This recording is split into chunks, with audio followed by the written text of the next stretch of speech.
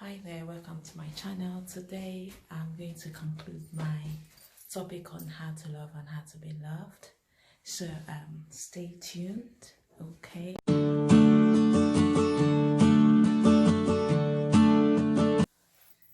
Yes, today I'm going to round up on my topic on how to love and how to be loved that I started 3 weeks ago today.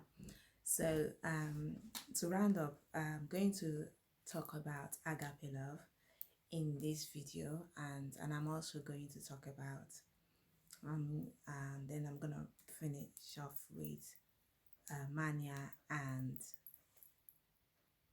pragma love. So agape love, what's this agape? The Greek calls it agape, which is basically agape love. For example, today is Christmas. I don't know when you'll be watching this, but as of the time I filmed this video is Christmas. So I want to shout out Merry Christmas to every Christian celebrating Christmas today. So for we Muslim that will be joining you to celebrate what we are doing is referred to as agape love. So we wish you a Merry Christmas. We hope you are having a great time with your families and loved ones and friends. So so agape love, that's an example of agape love. Sometimes going the extra mile for somebody. You don't and if it's not limited. The good thing with agape love, and that's what for Christians, because I was a Christian for many years before I converted to Islam for personal reasons. So Christmas agape love is what Jesus Christ did over 200,000 years ago for Christians. What he did, I will even say that was like an extreme of agape love. But he understood what he was doing. He knew that was his purpose. In fact, if I interpret for you, you will understand that what he did was selfless, but he was prepared to put himself down. And I think that's an extreme form of showing agape love, because he knew the long-term benefits. For it wasn't just for himself. If I was to interpret it further, I would say to you, Jesus Christ was actually a great actor. He's the greatest actor that's ever lived. So, but that was what he did, was a good example of what agape love is: selfless love, and transcending it to everyday life.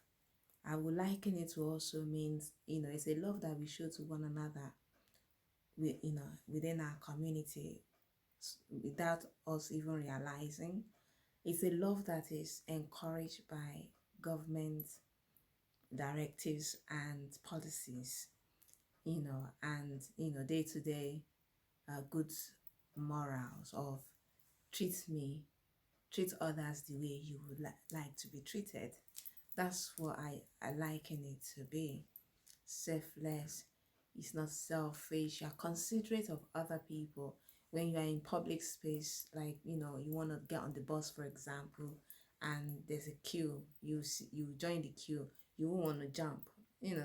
That kind of agape love. Or sometimes agape love also means, maybe when you get on the bus or you're on the line you're compassionate. Agape love is basically when you're showing compassion to other people who are not necessarily your family. They can be your family members too. So, but it's not limited to your family members and friends. It's also, it can be extended to strangers. That's why it's called agape love. Love you share with everybody, with everyone in your place of worship, in our home, in the community, how you relate with other. When you are kind and polite to other people, that's agape love. When you do whatever, when you approach them in kindness and all those good gestures to people, to the community, to people in your community that are not your family. When you extend kind gestures to them, and you go out of your way to also um,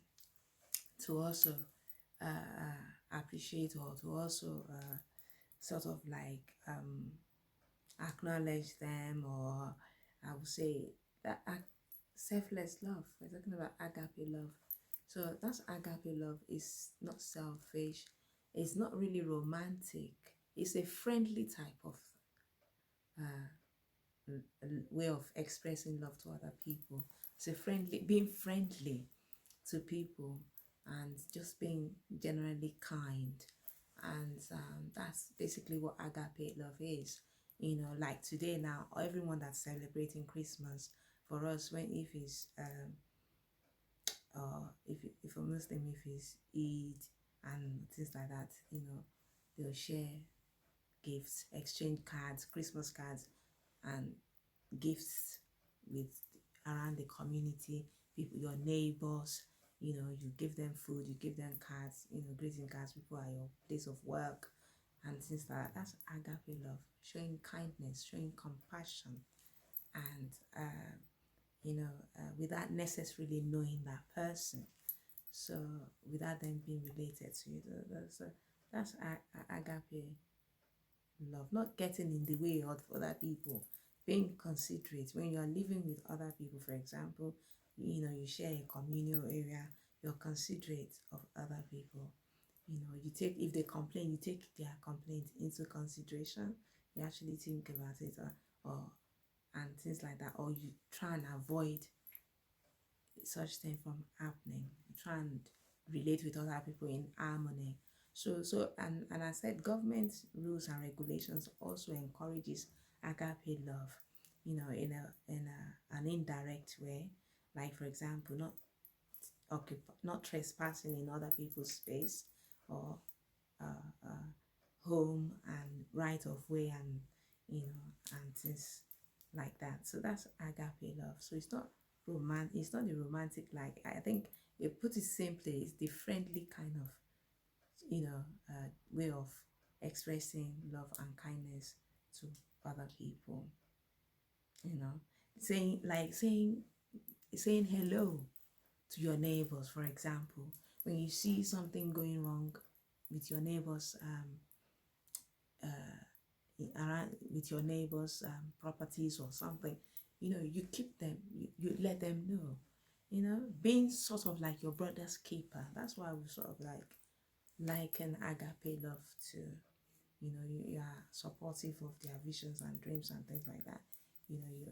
Agape love is not limited to your family and friends and loved ones. Is everyone else around you. You are careful, you're compassionate about how you relate with them, you're considerate, you're sensitive towards other people's feelings, so that you don't come across as offensive and rude.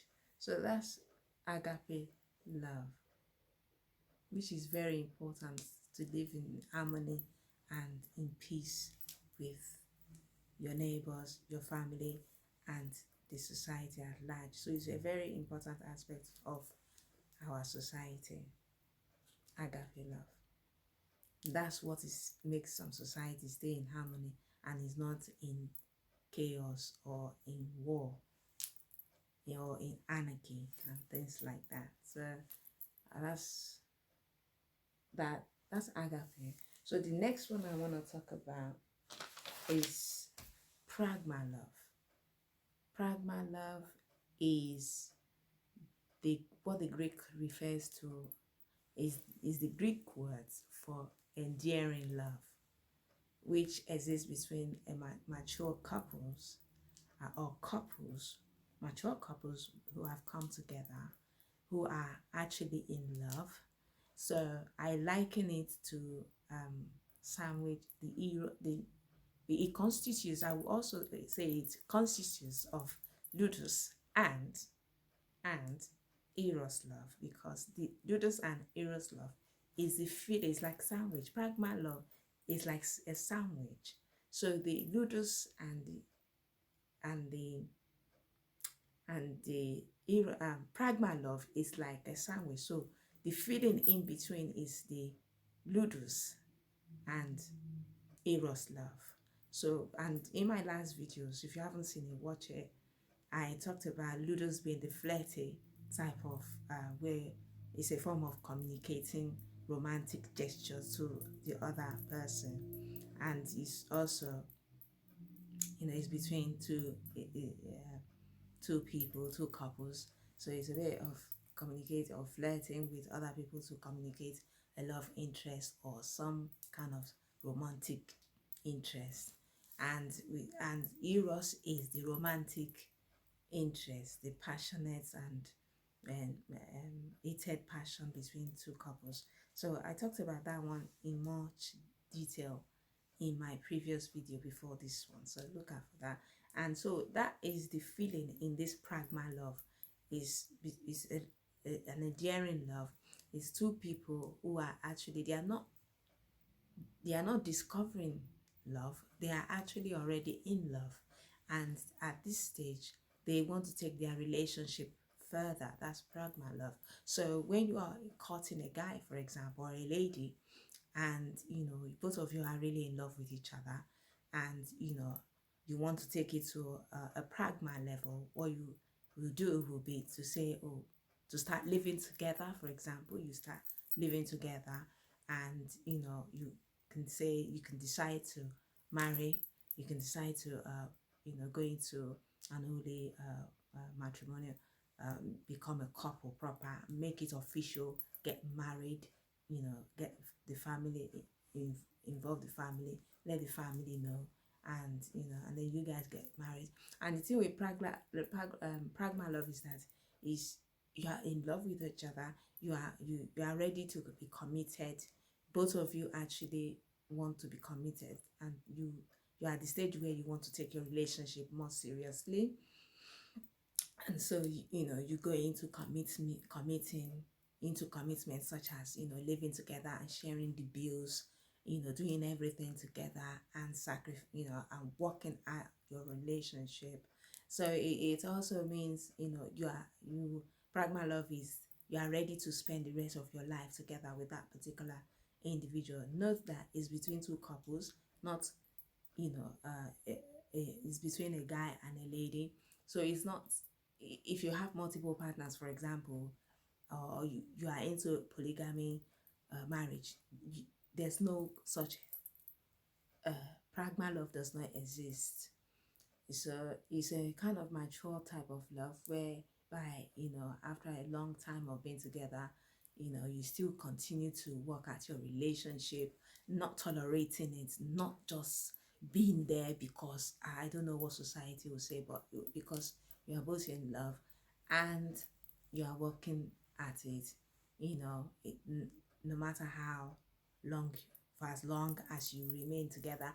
Basically, pragma love is you two have decided that you want to spend the rest of your life together as a couple, and while doing that, you're ready to put in all the work and sacrifice that it will take to make your relationship or marriage work.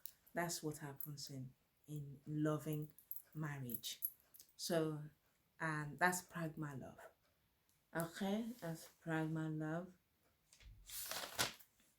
And I'm just checking my notes to see that I'm not leaving out anything. I don't want to leave out anything for you guys. So let me see, what did I write about pragma?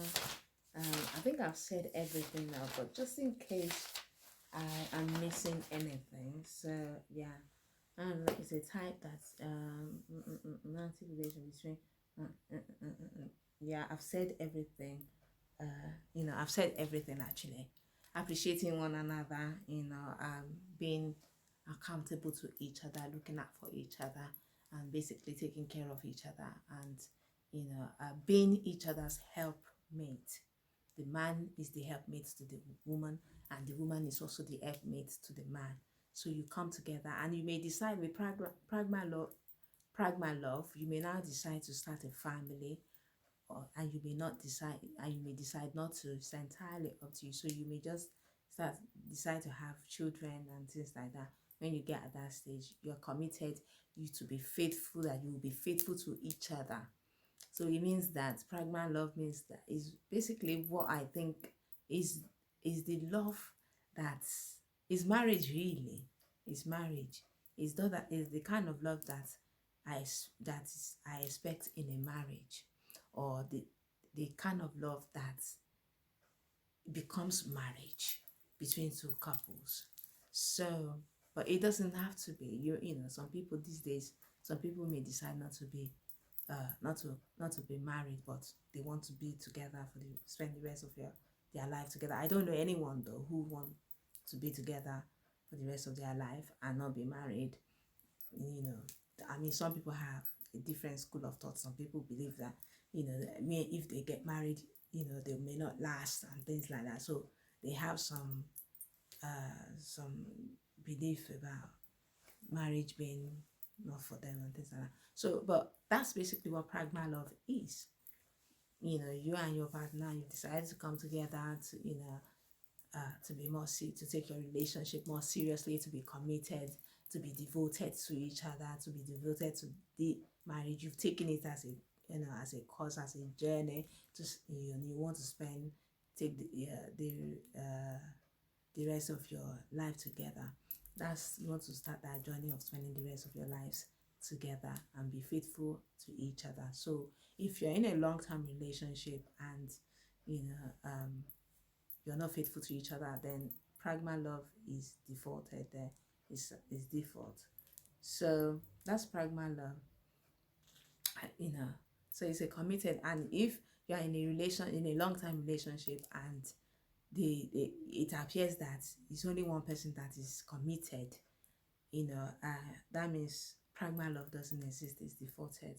So pragma love basically means that both of you are committed to that relationship, working at it, sharing all the responsibilities, or are coming to some form of agreement to take all the responsibility, to take care of all the responsibility that comes with the relationship.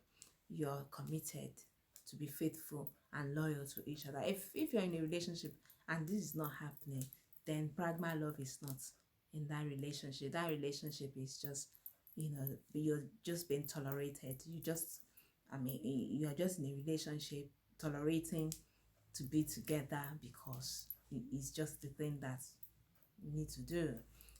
So when you're in a pragma kind of love relationship, like I've said, you share the responsibilities of the house, like the bills, paying of the bills, taking care of the bills, taking care of the children if you have children, working at it, looking out for each other.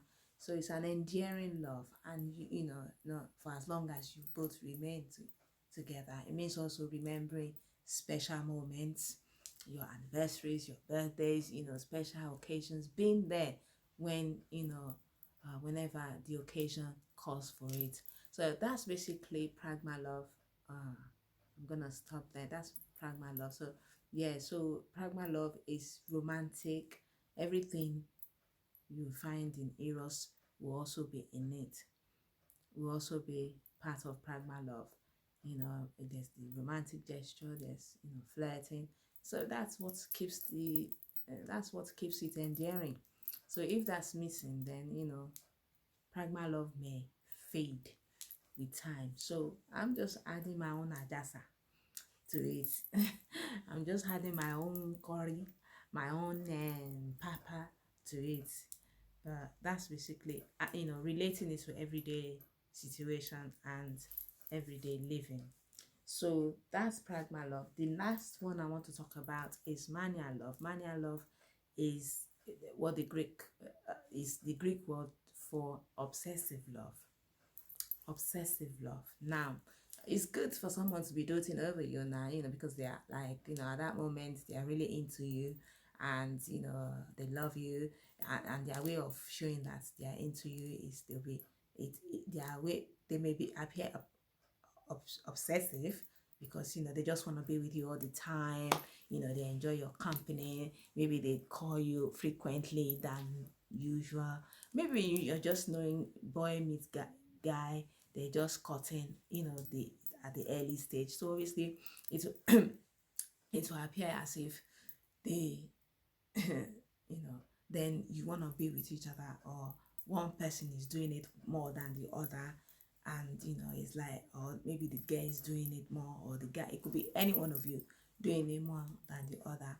And because the person is kind of like they are smitten over, they are overly in love, or if it could be infatuation, whatever it is, but you soon get to know as the time, as relationship progresses. So obsessive love when it goes bad, it becomes possessive. Is when Ludus and Eros love got gone a bit too not gone too far. So I mean, for example, obsessive love, when it becomes possessive, you have to be careful not to let it get out of hand, to take precautions, because obsessive love, I wouldn't even say is some is a kind of love that some people want to, like I've said at the beginning of this earlier, the person is doting over you. It's safe when they're just doting over you at the early stage. They're still feeling that butterfly. They are crushing over you, so they check up on you, frequently. They want to be around you all the time, and and stuff like that. But when it sort of like become life threatening, and they are now still trying to tell you that they love you, when it becomes life threatening. I mean, if you're in a relationship now, and and for example, domestic violence, for example, some people, if their partner, if they've not gotten into some sort of domestic violence squabble, they don't feel that there's they don't feel that their partner is in love with them. That's some people, that's how they love, but that's obsessive love, possessive love. But it is not the right love, so it is dangerous. So if that's happening to you, you want to get out of that kind of area. It's not a healthy type of way. It's not a healthy way of expressing love to another. So if you're in a obsessive type of love relationship, it can be dangerous. It means domestic violence is knocking at the door, and where you feel choked up, where when the person becomes possessive, they check on your things. The examples of obsessive and possessive type of love is that maybe the person check on your things all the time. They don't, they want to know where and who you are with every time. You feel choked up, you feel caged. That's obsessive love gone haywire. When you feel trapped, they don't give you your own privacy. You feel caged. They don't allow you to breathe, and it's kind of controlling and can be violent and selfish. So when it gets to that stage, you wanna find a way to get out of it, and that's not love. And if anyone is being like that to you, they don't give you any breathing space. You are caged. You feel trapped.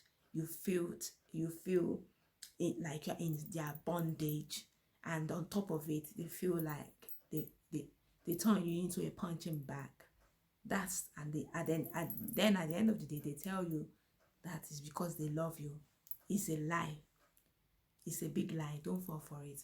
Find a way to get out of such a relationship. And if you see the green lights or the red lights earlier in your courtship, make sure you put it off by exiting that relationship. So with obsessive love also, it can be found in all the different type of expressing love that I've mentioned. For example, in Fletcher love, self-love, for example, neglecting yourself, I would like that to be in obsessive love. It's a kind of obsessive love, or when you become, or worse still, is taking self-care a bit to the extreme. Now, taking self-care to a bit to the extreme, loving yourself more than you ought to, taking, for example, taking self-care to the extreme, doing things that will cause harm, not treating your body with respect, doing everything that could cause harm and put your life in danger, not eating right, or overeating, or over drinking, doing things in excess that will cause bring harm and ill health to yourself. So that's obsessive love. When you love yourself too much, that can be obsessive love. And obsessive love is touch love, for example, when the children under your care becomes an object of your feasting, like, beating them up, when you're supposed to correct them by talking to them, no matter how long it takes, but hopefully if you start relating with your child early in life, like that way, it will become easier when they'll grow with you, and it will become easier for you to correct them, and or they will know what and what not to do, rather than obsessive love. In touch love is when you turn your children into punching bags, when you beat them up, when what you are doing there is dangerous to that child's development in future, their confidence, and who the overall person they become. They could end up joining the wrong gang outside because in search of love, which you didn't give to them, which you, rather than give them love, you turn them into an object of, you beat them up, you throw them down the staircase, you treat them with violence and disregard. You don't take you don't take good care of them, you don't spend time with them, you treat them as a piece of thing instead of actually having creating a great bond with them. So obsessive love can be found in touch love. That's touch love.